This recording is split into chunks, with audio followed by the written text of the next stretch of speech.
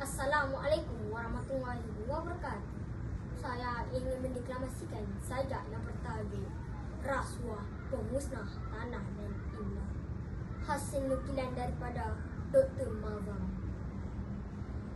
Wajah nan indah tanah bertuah, di mama-mama dijarah para, kedaulatan hidup dipatah-patah, ketinggian marwah dijamah-jamah, sang penjenayah menjadi megah, kejujuran pendirian menjadi goyah, peraturan luhur pula diubah-ubah, yang senang menjadi payah, yang salah menjadi mudah.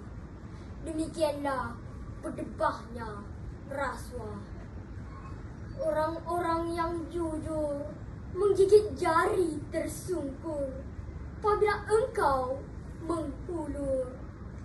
Orang-orang yang ikhlas segala usaha ditumpas apabila umpanmu mengipas.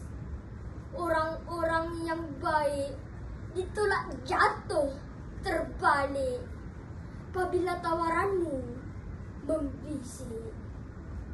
Orang-orang yang berbohong terus berlagak bongkak sombong, harta disolap berbondong-bondong. Rahasianya karena engkau menyokong.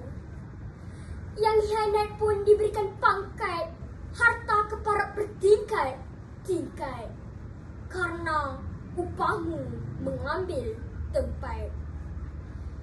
Maka para penjahat terus selamat, penguasa pun tak menangkap, pendakwa pun tak tiket, hakim pun macam tak lihat, bayaranmu lebih berkudrat.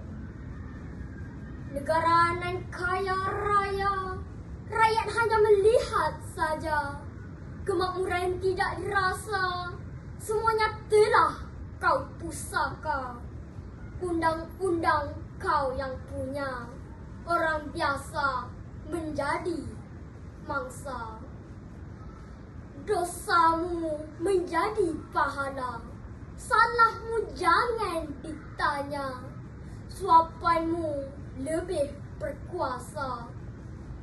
Wahai rasuah sang korupsi, engkau telah mengubah senyuman kami, impian hari ini dan generasi menanti. Kau robek keadilan negeri, khazanah pertiwi kau curi. Atas ketamakan tiada bertepi, hanya kau fikir diri sendiri, melupai jelata membanting diri.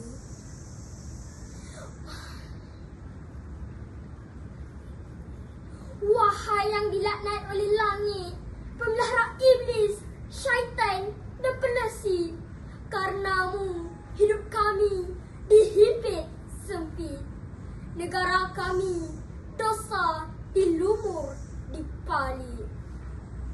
Rasuah, korupsi tumbuh rusuk, tanah air menjadi busuk dan buruk, kejujuran dipukul remuk, kecurangan memenuhi tempuluk.